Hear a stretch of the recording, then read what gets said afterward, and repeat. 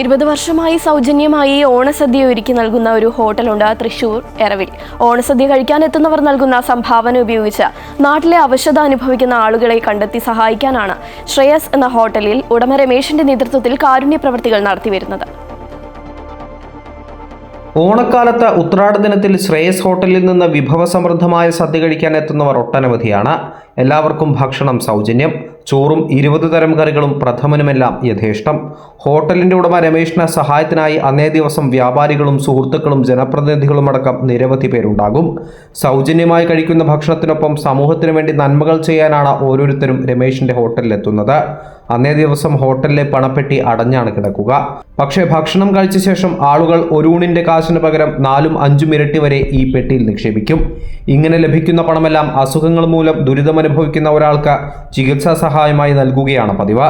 അതിനാൽ ഇവിടുത്തെ ഉത്രാട സദ്യയിൽ പങ്കുകൊള്ളാൻ എത്തുന്നവർ രമേശിന്റെ കാരുണ്യ പ്രവൃത്തിയിൽ കൂടി അവരുടെ വിഹിതമേൽപ്പിക്കാൻ കൂടി എത്തുന്നവരാണ്.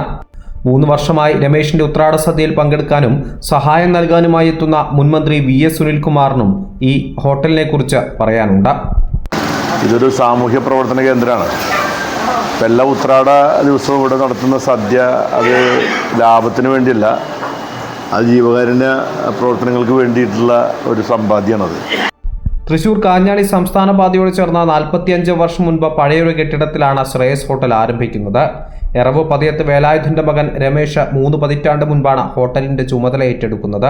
20 വർഷം മുൻപ് നാട്ടിലെ സുഹൃത്തുക്കൾക്കും സാധുജനങ്ങൾക്കും ഓണസദ്യ നൽകിയാണ് ഈ കാരുണ്യ പ്രവർത്തനത്തിന് തുടക്കം കുറിക്കുന്നത്.